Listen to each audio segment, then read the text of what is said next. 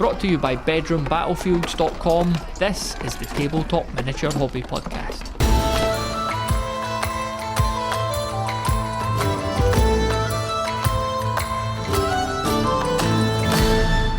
Okay, Tom, welcome to the Tabletop Miniature Hobby Podcast. How are you doing today?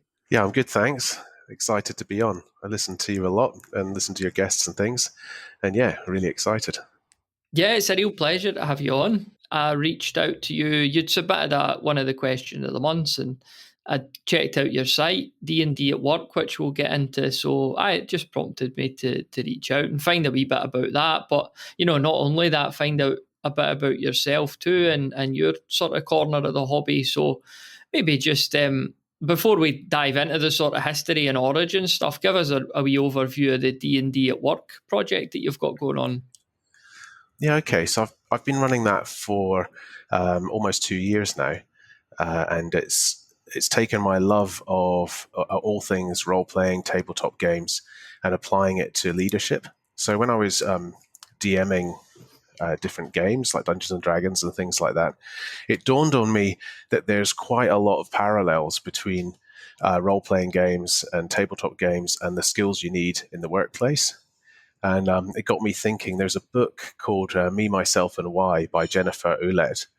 And it explains that when you're playing games like this, particularly role-playing games, the memories you have of the gaming sessions are remembered in your memory as a real experience. So I'm toying with this idea of using games to be able to teach people these sort of softer skills in a safe way. So you're not unleashing someone to lead a team. You can actually get them to practice these things and experience them for real, either through role-playing games. I've been investigating mega games and, of course, war games as well, tabletop miniature games. So it's basically taken all of my love of that sort of stuff and my love of the leadership side of it, which I do in my day-to-day work, and meshed it all together in one, I was going to say one unhealthy sort of thing, but I think there's a lot to it. Yeah. I always love to hear these crossovers, especially when it pertains to the hobby and folks, you know, they've got a completely different skill or just an industry or something that there happens to be an overlap that they could create for themselves. So how did this go from an idea to you beginning to put it in practice or implement it? Yeah, I'm one of these people who, if I've got a bit of free time, I like to fill it up. And I'd been toying with the idea for a while. I'd written a business book about business development back in the day, and I thought I've always wanted to do something that actually crosses into the hobby side of it. And I was thinking, what hasn't been done before? And the more I thought about it, the more parallels I drew. And then I was like, right, I've just got to do it. And I'm pretty sure the first few posts that I wrote on my blog were abysmal. But, you know, you just keep going and honing it. And it got me thinking about the hobby in a different way. So now when I play games with my friends and my gaming groups, often I'll get examples of things that I can sort of draw on. And it gives another dimension to the hobby, which I'm sure you find with the podcast. Yeah, definitely, yeah.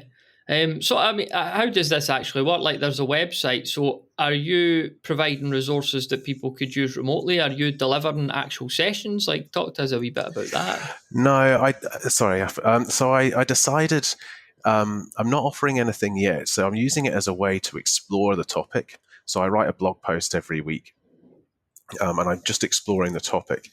The other thing I'm doing is on the back of the sort of exploration, I've been drawing together a rule set that can be used in the workplace. So it's very simple, really bare bones, can be used for any genre. So I'm developing that, and I've got some resources on the site for that. And then I've also when I've been doing multiplayer, I'm quite interested in emergent play where you've got players with different objectives, a bit like the old Rogue Trader type game, and how that sort of emergent play comes out. So I've got a few packs that I've done for campaigns that I've put on the site as well. But I'm not offering paid dungeon mastering or games mastering or anything like that yet. We'll see what happens. You never know. I really like the thought of like an HR department bringing in an RPG element when they're disciplining somebody. You know, they've got to actually roll on a D20 to not get the tin tack. Yeah, that's right. If you roll a 1, you're out. Yeah. I mean, it's if you've listened to the podcast lately and some of my ramblings around like working on this rule set, and I described it Mm, as like a hobby, a part of the hobby that you can take away from any sort of table, whether that's the gaming table, the painting table, etc. It's something that you could just work on in your head when you're away, maybe doing yeah. something else. Is that what you're finding a lot with this? That this is just something that maybe keeps your brain engaged in a not fully escapist, but just a sort of creative kind of way. Definitely, definitely. So it's that creative outlet. I mean, I paint minis and all of that, but this is just another facet that keeps my mind turning over. Yeah, and there's always, it's funny, isn't it? Like inspiration will hit at the weirdest of times. I could be in an HR meeting and it'll pop in my head then, probably when it shouldn't do. But yeah, exactly that. It's that sort of additional creative outlet, which I'm seeing a lot through this podcast and the Discord. There's heaps of creative projects that people are doing, and they're so varied. So that's like that for me, for sure. Mm. Well, take us back then, Tom, to the beginning of your hobby story. Like, how did you initially encounter this world, and what were your first steps? Well, funnily enough, it was my dad brought back Dungeons and Dragons. He was on the oil rigs and brought back Dungeons and Dragons and played it with me and my brother when we were in primary school. And that sort of got me fired up. That and Lord of the Rings. So I got into Dungeons and Dragons not playing it properly to begin with, just messing around with it and trying to work out how these strange rules worked. And then I soon found miniatures. Again, it was my dad bought me some miniatures, and we were messing around painting them up with the old enamel paints, which seem pretty unuser friendly now compared to the contrast paints and things you get today. And then when I hit secondary school, some friends and I worked out that we were into the same thing, and I discovered Rogue Trader. So this is back when the first edition 40k was coming out. And that's one of my prized possessions. I've still got that book. I'm not sure how it survived all that time, but I've still got that, and all those crazy scenario tables and things in the back. I still look at that with nostalgia. And so we played quite a lot in secondary school. The old Warhammer second edition 40k came out as well. I really did a bit of Necromunda. So there's a good friend of mine, Steve. He had all this stuff. So we used to play a lot. We had in my attic above the garage, we had this attic with a big ping pong table that we never played ping pong on. We used it to push toy soldiers around. So that was awesome looking back on it. Then from there, I think like a lot of people, I had a bit of a break. So I found that the Games Workshop prices, I was very poor as a student. I couldn't really afford the figures anymore. So when I went to university, it was more role playing, Dungeons and Dragons, Vampire, all that stuff. And then from there, I basically dropped out of the hobby completely, which is something that a lot of people seem to do. And then when they hit my age now, people are coming back into it again and rediscovering it. So during that time, I moved from Scotland over to Australia via New Zealand, and dabbled a little bit with 40k, but couldn't get into it back then. And then, probably 8 or 9 years ago, discovered Dungeons and Dragons again with a random group of people who have now become a really close group of friends. And with that came the miniatures, and I rediscovered that love of painting miniatures again. And I don't know if you ever got any of those Reaper boxes that were on Kickstarter, where you get 150 minis for next to nothing per miniature. So I bought a couple of those, and that was just feeding this painting frenzy. Contrast paints has helped with that too. And then I've managed to get my group into Frostgrave. We've discovered Space Weirdos, Gaslands, getting the Matchbox cars and smashing them apart and rebuilding them. I'm out of the people I play with, I'm the one who collects the most of the miniatures. So I set up the games and we all play them. And we've been enjoying those. One-page rules as well has come up. It's trying to, I think from a tabletop gaming point of view, I'm trying to claw back that Warhammer 40k Rogue Trader era type of gaming again, which Space Weirdos really, really sort of scratches that itch. And then, of course, I'm doing role playing and things as well. Um, and then some friend of mine, we set up like a little mini con for our friends. And I don't know if any of your listeners do this. I know you do it on a bigger scale by going to bring out your lead and things like that, which I'm living vicariously through the Discord, being so far away. But we do a little mini con ourselves where we crack out different role playing games, and I've started doing multiplayer Space Weirdos games at those, which people have been really getting into. Mm-hmm, mm-hmm. So that's it. I've got that big gap in the middle, and I look back at it and go, I probably could have filled that in with some gaming, but it's not an uncommon story, So that's it in a nutshell. Yeah. Yeah, I mean, you see it so often, don't you? And part of me wishes that I'd stuck by it through, a lot of my life, especially adolescence, and that. I think I would have benefited immensely from it. But coming back, the magic's still there. When you talk about discovering the miniatures when you were young, how did you actually get your first few miniatures? Because obviously, like Games Workshop stores in Scotland were few and far between. So how did you kind of pick those up? Yeah, so I grew up near St Andrews, and there was a toy shop there. I can't remember the name of it now.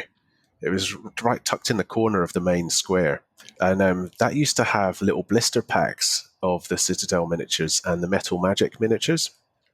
So we used to go in, and my mum and dad would buy us like a mini each, and we'd take it away. But I've still got some of those. So that was some of those were like the pre-Slaughter Games Workshop orcs and things like that, which I look back on. I'm really glad I've still got them. But yeah, we used to buy one or two at a time with no plan, no army. Didn't even know you could really play a game with them. Like we used to mess around on the floor and make regiments and things, but there was no structure to it. But yeah, it was from the toy shop of all places.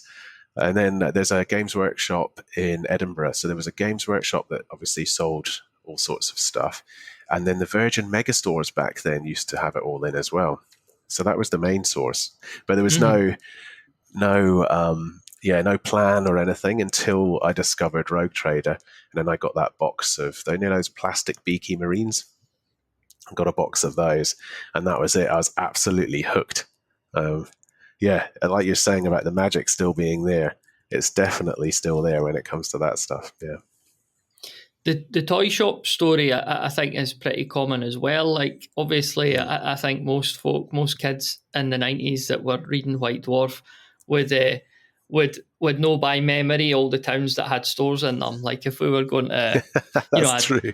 You would kind of know Glasgow, Edinburgh, they've got them. But there was, like you're saying, a lot of toy shops. They carried some Games Workshop stuff, so there was that wee bit of a hunt. Like we'd go on holiday down south, and I remember it would be like a Toy Master shop or that, and you're going into it and you're thinking there is a chance that they will have some Warhammer stuff, and sometimes they did, and it was like finding gold basically. Like you'd go in, and I just remember me and my brother in this shop, and I got like a box of Plague Marines, like the old plastic ones, and it was like, yeah, I didn't expect that, but it was just such a bonus, such a surprise. So it was all part of the hunt. Like you just didn't know there was a chance.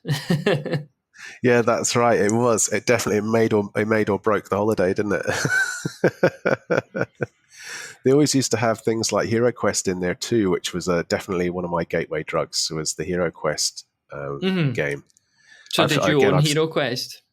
Yeah, I've still got it, and I keep using bits and pieces of it for different things. But I don't know how I've managed to keep all these things, because over time, things get lost or they disappear in moves. But yeah, Hero Quest was one of those ones where I'd just sit there. I remember I got it for my birthday, and I'd just sit there and just like set up little dioramas with it, and before even actually playing it. Yeah, that was really good. I've still got fond memories of Hero Quest, and I actually played it with my kids a while ago, and they loved it too. So it's a good start. Yeah, aye. What age are your kids? 13 and 11. Yeah, they've had a few games with you then. Yeah, they like the role-playing games. My daughter in particular is pretty creative when it comes to D&D and things. They both love Hero Quest, and then my son enjoys the wargaming side of it. So we played a bit of Dragon Rampant. What was the other game? Dragon Rampant, Frostgrave, and he's recently wanted to get into 40k, so we split the starter set and have started playing that as well. Yeah, so it's I'm managing to see that magic unfold for him too, which is great. Yeah, that's, I mean, based on like the many folk I've spoke to that are parents, and I mean, the overriding advice seems to be like, don't force it, but you often find that it just comes naturally, because a lot of the times kids just see what their parents are doing, and half the time they will take an interest. Of course, if they don't, there's nothing wrong with that and nothing you could do about it, really. Yeah. But it is really nice to hear when it's being received positively and it's something that you could kind of do together. Yeah, that's right. And you're right about not forcing it. I take great pains not to force it, but sometimes I'm like, they haven't quite got the passion that I've got. So I'm like, come on, maybe we could play another game. But then I'm like, no, I've just got to back off and just leave them to it, and they'll find it on their own. Exactly right. I've found now that because I've got a wee room at home that I do my work in, like when I'm working from home, which is a couple of times a week, and I've got a glass cabinet in there that I'd bought to put all my painted stuff in. And now, my daughter, she's 3, and she's very sociable and a big talker and stuff. So she'll come in, and it must have been me initially, talking to her about it, maybe when she was like a baby or that. But she'll come in now and like ask me questions, and it's quite cool because I'm now keeping her up to date on like what I'm painting. So I'm like, oh, I got this guy done last night. I got the base coat on, and she's like, she's not feigning interest, because I don't think at 3 you feign interest. Like, I don't think it's That's possible. right, yeah. So there is a genuine interest there, and she'll come in and she'll want to talk to me about, or maybe even like get the cabinet open and just look at a few of them. And she's got a very careful nature too, so I trust her not to just come in and get wired in about them. She respects that I'll say to her, we need to be careful with these. And so I'm keen to see where that goes. The next step really is I've got her the Labyrinth RPG book for her Christmas. I bought it a while ago, but I was looking at it and I was thinking, I think it's a wee bit too soon for this, but I reckon around Christmas time when we're cracking the film out, and it'll be new for me because I've never done RPG before. Like I've tentatively read through the book, so I think I could just about manage it, but I guess we'll figure it out together. She'll maybe end up keeping me right rather than vice versa. Exactly. That's half the fun, though, isn't it? Discovering it together. I've noticed that with my son, is he's much more engaged with the mini side of it when he's got his own minis that he's painted up, regardless of the quality of the painting. He's like really into it when he's using his own figures. So to begin with, he was using mine, and I was like, this is cool. We've got fully painted armies and stuff. But what he really wanted was to play with his own ones. It took me a little while to work that out. So discovering that sort of together is one of the joys for sure. Yeah, it's good that he's doing the painting in that as well. Is that something that you'll kind of do together then? Yeah, it is. And that's, I find it really meditative painting. So, sometimes it's nice. So my son and my daughter, sometimes the 3 of us will sit there and paint together. And I'm sitting in the middle, shaking the paint pots and all that sort of thing. Yeah. But they're actually a very, they get in quite a nice zone with it. They're pretty calm, and they're actually thinking about what the figures look like and everything. It's really great fun. Yeah, that's brilliant. That's brilliant to hear. Like I'm saying, anything that you can share with your kids is good. But if it's something you're really, really into, then that is very useful. Like I spend a lot of time pretending to have tea parties, but I wouldn't say that's my hobby, although it's fast becoming it. Sitting there with a cup and a saucer and probably like a daft hat and stuff. So I do a lot of that at the moment, but again, all part of the fun. Exactly. You can't beat a good tea party. Yeah, I've eaten a lot of imaginary scones.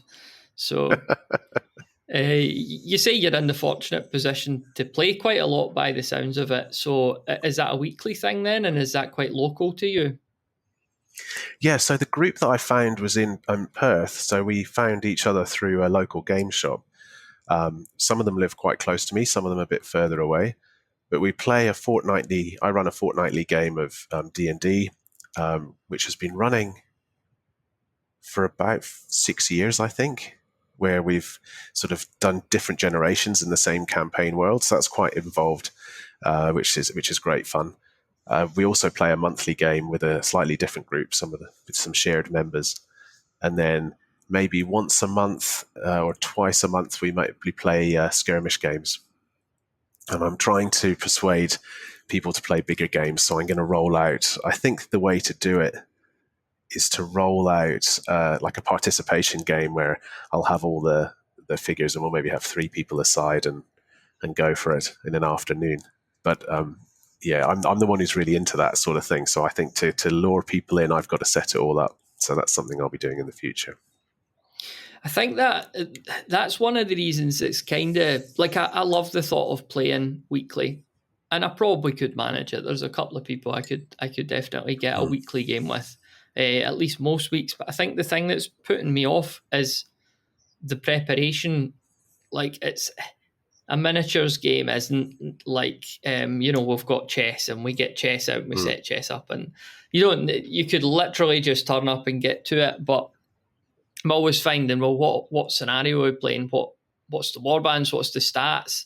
And it would be me that would do all that, and that puts me off as just the overhead. I reckon I would maybe rather aim for one like once a month that I've been able to prepare for, rather than always trying to catch up with it, if you like.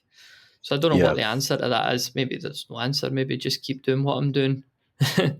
Yeah, I think so. I think monthly games are a good idea if you can put more effort into it. The other thing is as your kids get older, you find you have a little bit more time as they're wanting to do stuff with their friends or what have you. So you can actually claw a bit more time than when they're younger and need a lot more attention. Mm-hmm. But the monthly game's a good one, and that's so when I try and set up the like multiplayer games, I try and make them with secret objectives.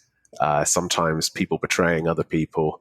I think I've been a bit too influenced by the old Inquisitor 28 type movement and that sort of espionage type style of game. But by having them spread further apart, you can get a bit more involved with the scenario planning for sure.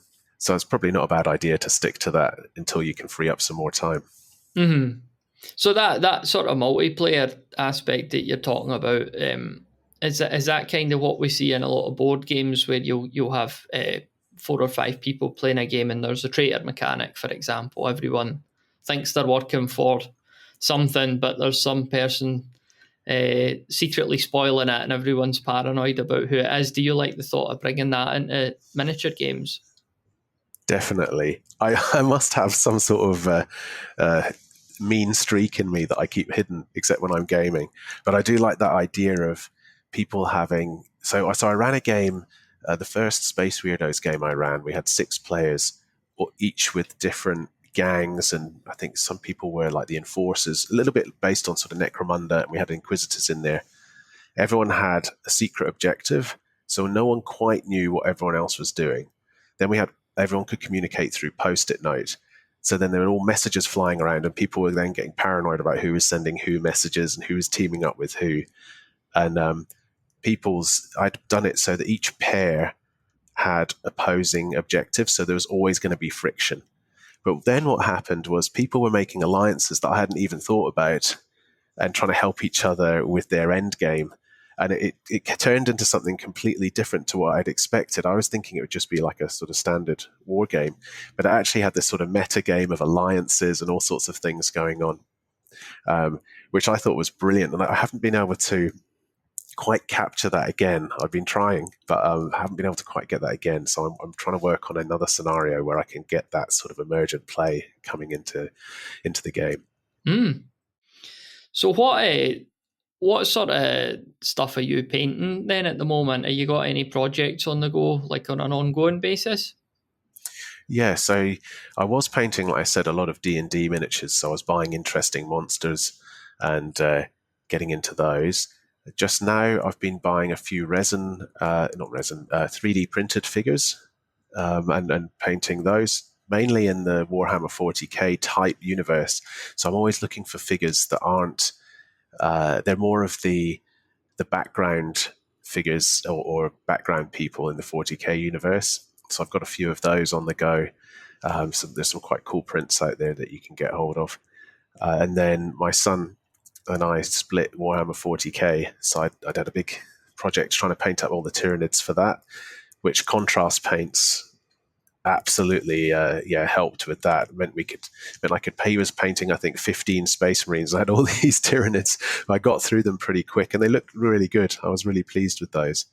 And then some Sisters of Battle. So what I've got, I find it difficult to work on one thing at a time.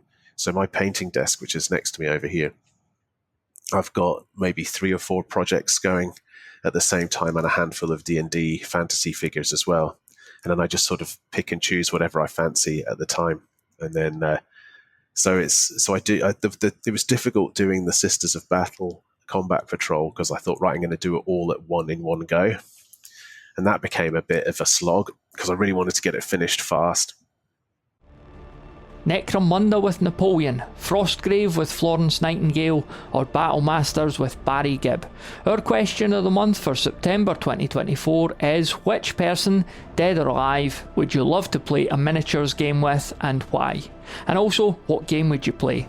Record your audio clip by going to bedroombattlefields.com/voicemail, and I need them in by Friday the 27th of September. That's bedroombattlefields.com/voicemail, and now back to the show. I think that was a mistake. I like to sort of just dip in and out of things. So I've actually got Advanced Hero Quest, all the heroes and the henchmen. They're sitting there half painted. I've just got to finish their swords and then they're done. Not one project. It's many varied projects. I'm just looking over there now. I've got a cloud giant that's been sitting there in a half-painted state for 2.5 years, maybe. I should maybe get onto that Is one. Is that the Raoul Partha guy? The old Raoul No, Partha it's one? what company? I can't remember what company it's from. Maybe Blacklist Games or something like that. Yeah, I can't remember now. But I got carried away and then struggled with it and stopped and put it to one side. Are you cognitively fine with seeing all your projects? Like I know for myself, I like to kid my brain on by, I'll only see the 2 units I'm working on just now, or the 1 warband, and my brain somehow thinks, oh, it's fine. But if I saw everything, I'd just be like, there's too much to do. Yeah, that's funny because I see it as I don't get overwhelmed with it. If I have one massive project and it's all out, it gets a bit overwhelming. But having these, they're almost like warband size projects that I've got, and I can see them sort of beginning to take shape. No, I love it. I find that really, I don't know, it's satisfying, I suppose. And even though some of those miniatures stay on the desk for a long time, it stops me getting bored with just one thing. I can then, if I'm fed up with painting a Space Marine, I can jump off and do like some sort of mage or a Hero Quest thing, and then jump back to the Space Marine later. How have you found putting together and painting them up? Because presumably the 40k stuff you're talking about is like the latest, newest stuff. How have you found that? Yeah, it's a lot more intricate than it used to be. So I've made a couple of mistakes, but it's once I got into understanding how the things fit together, it was a bit different to what I'd remembered. You get parts of models, like with the Tyranids, for example, where there's 1 leg and half a body, and then 2 legs and another part of a body, and you're trying to put it together like a 3D jigsaw. So that definitely took a bit of getting used to. And if you make a mistake with super glue, it can be quite difficult to undo. I found it quite tricky. Yeah, I'll be honest. But maybe I haven't got the right tools. It must just add so much time to people's workflow. If you mainly work in the modern plastics and it's a sprue and it's flat packed, it's like, a whole new dimension. I mean, I know when you get a lump of metal, there is a level of cleanup. You probably give it a wash and file a few bits off it, but in the main, like, stick it to the base and you're ready to get an undercoat on and away you go. So Yeah, exactly. There is a lot to be said. I like getting the old metal miniatures, and I scour eBay for some. I don't have too many, but yeah, if I see some from the past that I really like, get me, yeah, I'll get into it. And there's the weight of the old models. There's something about having that bit of metal in your hand. It feels pretty serious when you've got it.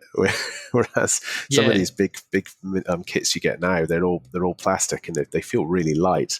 It's a very different feeling. But maybe that's just nostalgia talking.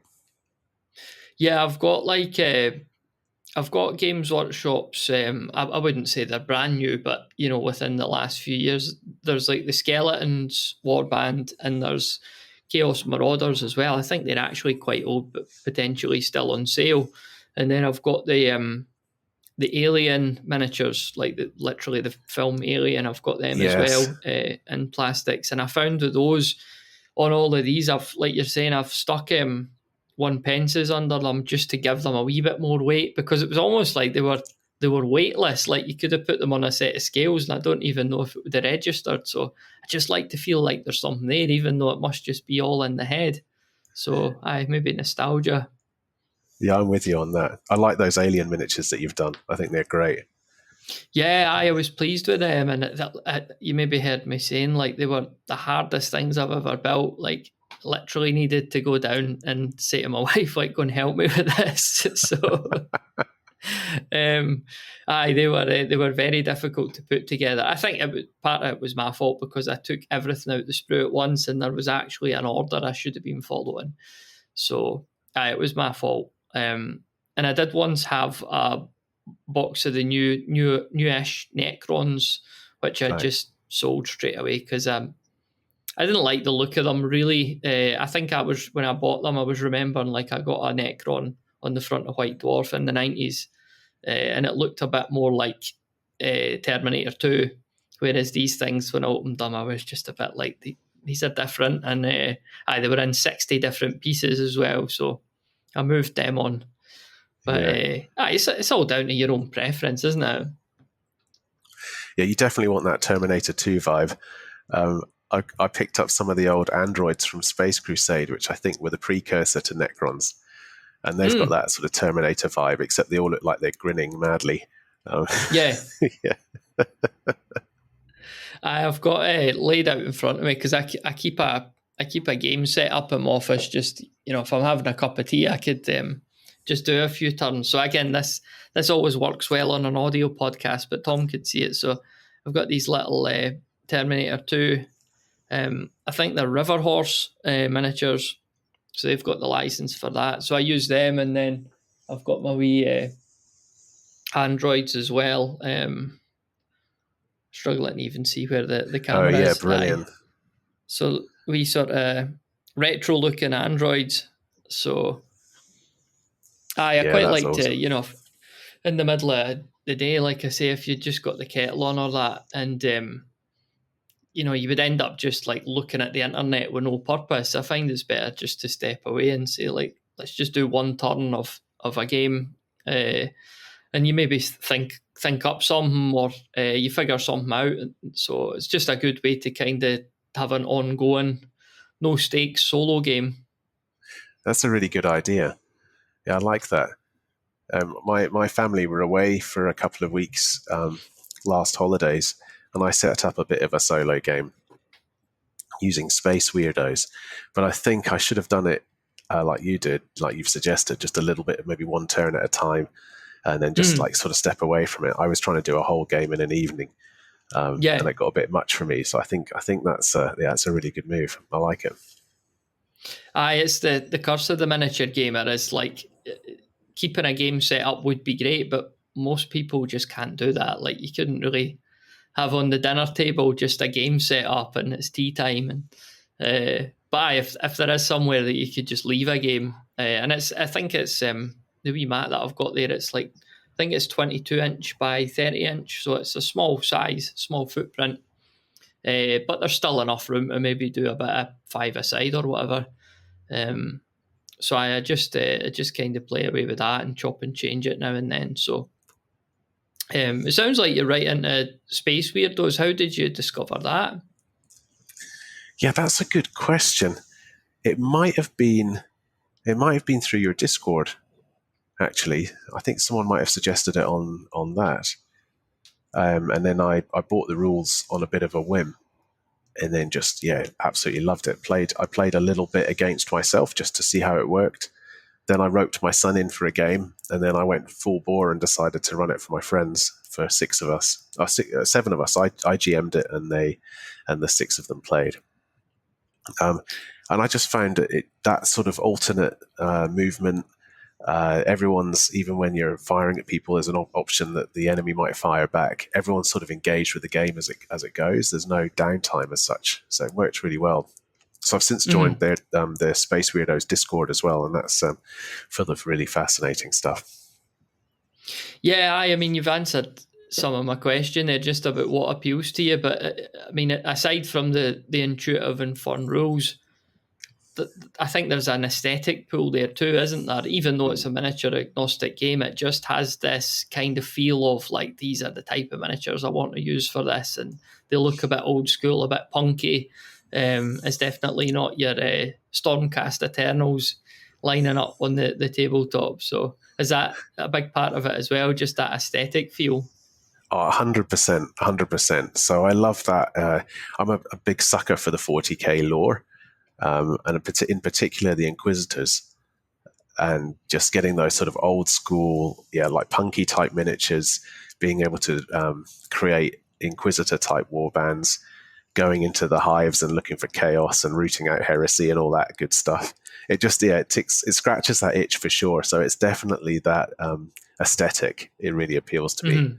And something which I found. So I've dabbled with, I think it was Xenos Rampant, which is a good rule set, but it just doesn't have that spiky aesthetic that I was looking for. So the rules are great, but I guess I have to put that aesthetic on it myself. Whereas Space Weirdos definitely had that right from the get-go. You got a wee shot of that at Bring Out Your Lead.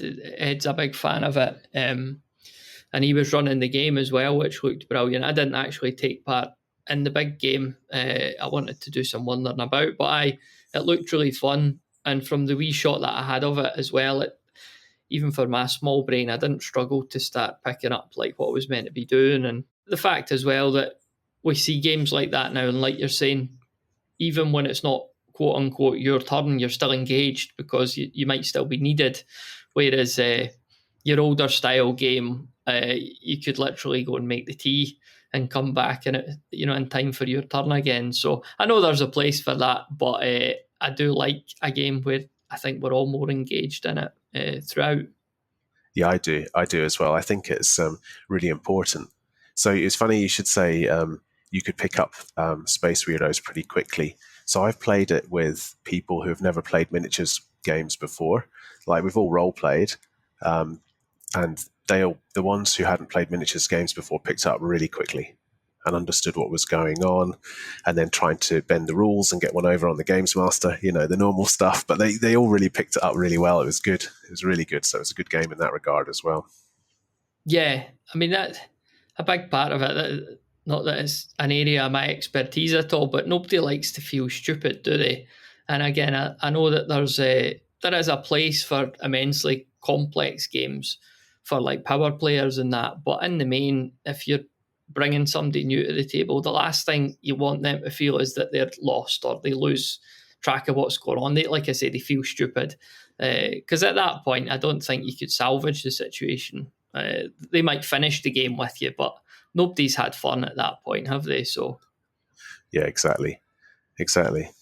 Yeah, and it's a good multiplayer game as well. So I ran a game. I made a campaign again for, I mean, 6 of us were playing, and this was more Inquisitor based, but again using Space Weirdos. And I did it over an afternoon where we had 1v1 games. So we had 3 1v1 games each, and then we did a big multiplayer game at the end, where the winner was trying to get, I think it was a packet of information off-world, and then everyone was going up against them. And it worked perfectly for that, and everyone could pick it up easily enough. Some people hadn't played games like that for years. But that was an interesting one. Again, people had secret objectives, but at the end, it's all like this sort of scenario design, trying to get everyone, when you've got multiple players, trying to get everyone doing what you think they will do as part of the design was quite tricky. And there's been some learnings from that about how to have multiple objectives, but I think there needs to be some sort of clear overarching objective for people to go after as well, so that everyone can stay engaged. So as well as being engaged during the turns, like during the gameplay, you also want them to be engaged with whatever the objective is. And I've been experimenting with that. Yeah, I'd kind of been toying with, I think it was sort of last winter, I'd been looking into, how to really get into the story of a solo game. And like you were saying, it was there's the overall objective here. Say I've got a party of 4 or 5, a warband of 4 or 5. So there's the main thing that we need to do. But say I've got my barbarian and I draw an objective, and that was, again, it's all tailored to the miniatures that they'd be fighting, the NPCs. But say there's like a champion NPC. So I draw this card and it's like, okay, the barbarian, her objective is to fight this character somehow, get up there and fight them. And the other one, maybe it's you've just got to take this thing and put it here, like it's just a drop off. And then the other one, it's so a lot of bookkeeping. But if you're doing a solo game and you're giving yourself plenty of time and space and not too many miniatures, I think you could toe that line between not overwhelming yourself with info and just a good immersive story. So it's always a work in progress, but it's something I'm really interested in. Yeah, I find the story side of games, I love that aspect of it. And it's amazing how story just sort of begins to appear. So you set up a couple of objectives like that, and then suddenly you find out that that's the barbarian's lifelong enemy, or things begin to sort of formulate in your head, and then the dice rolls begin to inform it as well. And you can go from having just pushing models around on the table to suddenly you've got this massive cinematic life or death scenario playing out just get a few prompts, and then it begins to sort of percolate in your head, and you come up with all this great stuff. And that can work on your own, but it can also work if you've got a group of like-minded people who can all bounce ideas off each other as well. And going back to like what you were saying at the start about when people play RPG games and that their memories are almost similar to if they'd encountered that in real life. These stories as well, when you think back to a game that you've just played like that, it's quite real in your head, the story, and you can kind of see what had happened. It's not like arbitrary. Again, like chess is a good game, but you don't come away from a game of chess thinking, what a great medieval battle. Like, remember the pawn stabbing the bishop? Like, so there's and again, I think it encourages you to keep that going as well. Like if you've played a good game with some characters, you want to find out what happens next as well, rather than just saying, okay, let's move on to new miniatures, new game. So lots to explore on that front. Have you ever tried Rangers of Shadowdeep? I know you mentioned Frostgrave. It seems like that would be up your street. Do you know what? I've been wanting to try it, and I haven't got around to it. I've been doing Frostgrave mainly from it's Joseph, isn't it, who makes that? But I've been keeping an eye on it, and I've read some actual plays. There's some great like battle reports from Rangers of Shadowdeep, and it looks right up my street. But I haven't had a chance to give it a go yet. I did try to use Frostgrave. What was I doing? I experimented doing Frostgrave solo.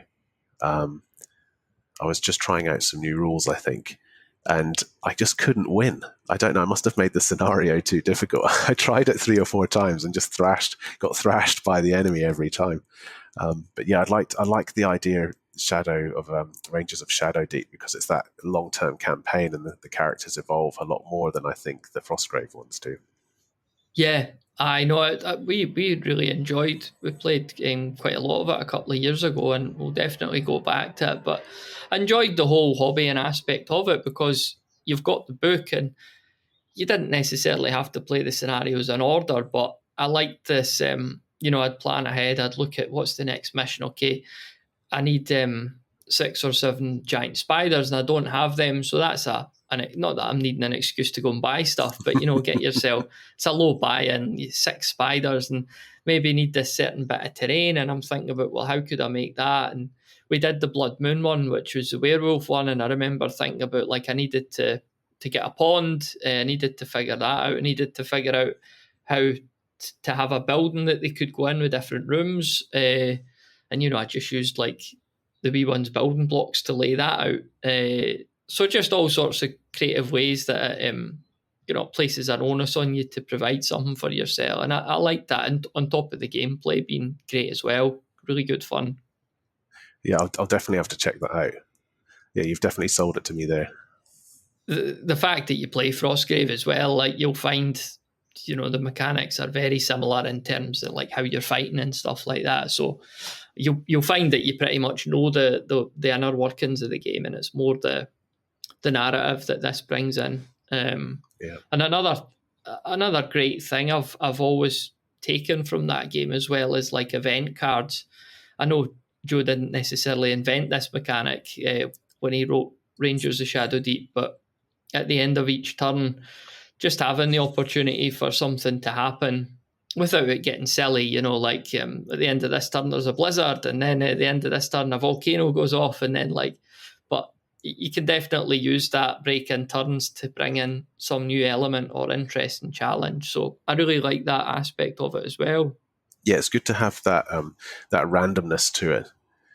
So it's not just like you say, like chess, where you're pushing it around without knowing exactly what's going to happen. I like that sort of unknown. I've went too far with stuff like that in the past. Again, just playing about with solo stuff, but it was like I'm joking about the snowstorm, then the volcano and that, but I literally did have that, and I was like, okay, this mist comes in, and suddenly all of the range is halved. So that I've got to make a note of that, and then like it rains really bad, so everyone's movement is affected. So I've got to make a note of that. And before you know it, it's like a stack of different conditions that there comes a certain point when I'm like, I can't even keep up with this anymore. Like, I've ruined it. So I had to dial that back quite a lot. But that's all part of the learning process too, I suppose. Yeah, and that's half the joy, isn't it? Working out what works and what doesn't. Aye. And I think with these things as well, sometimes you're better to go like completely overboard and dial it back, rather than just like try and gradually increase the temperature on a bland experience until it turns semi-exciting. Like, just go for the most ridiculous thing, and then just keep dialing it back until it seems fun enough. So I think that's a good ethos. I like it. What's next for you then, in terms of like, you got a game in the diary or that, or you get some painting done this evening? So Thursday night we're playing Mothership, which is like a horror role-playing game. A friend of mine's running that while I'm planning the next campaign. And then from a miniatures point of view, I'm planning a multiplayer Space Weirdos game based on a heist where everyone's a different gang trying to get from a crashed rhino, trying to get some sort of treasure. But I want to do it so that the only way they can get the treasure is by two of the groups working together. So then there's going to be unknown about who's working with who, whether they're going to betray each other at the end and run off with it. And my friends are quite devious like that, so I think we could have a lot of fun with that. So I'm planning that one for, I don't know, maybe next month, or maybe pre-Christmas, as a pre-Christmas game to get a few of us together. And then I'm painting probably over the weekend. It's funny you should mention Stormcast. I picked up a couple of Stormcast figures because I want them for the D&D campaign, and I want to paint them up as like a bit of a bad guy. So that's something I'm trying to work out the color scheme for that at the moment. I don't want to do the bog standard GW color scheme for that, make them a bit more evil looking.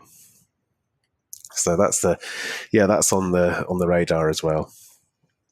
The betrayal mechanic there, and the fact that nobody knows that somehow randomly put me in mind that, remember there was a TV show with Jasper Carrot, I think it was called Golden Balls, and the players they would I don't think I ever actually watched it, but I had it explained to me quite a lot, where they worked together to build up this pot of money, and then at the end, I'm probably making a mess of this, but at the end it was like they could both agree to split it, but if one of them actually secretly said, I'm taking it, and the other person had said, we'll split it, the one who said they were taking it got to keep it all. So people got totally done over. I think if they both said they were secretly going to keep it, nobody got it. So there was a whole betrayal thing. And they'd apparently they'd made a special series or episode for the people that had got massively done over on it. So, they'd got to the final and they'd been betrayed and got nothing. So these were all people that had been betrayed. And then at the end of it, like, it's the two of them, and they're like, look, we've both been betrayed before. Like, let's be sensible about this. We'll split it. And the guy's like, yeah, definitely. And then one of them took the money. The other guy, he was just like head in his hands crying. So there you go. We'll add Jasper Carrot to the Weatherspoons, Barry Gibb, Manticore lore of this podcast. Exactly. I think you've hit on something there, though, is you have to be careful with the sort of betrayal mechanics that you're not going to upset people. There's a board game called Diplomacy. I don't know if you've ever played that. And I've heard of it, but never played it. It's notorious for being for friendship breaking because people betray each other. It's all about negotiating. You can't win it on your own. You have to negotiate with other people, and then backstabbing. And so there is a word of caution there for me, that I don't create something where suddenly everyone starts having a massive fight in real life.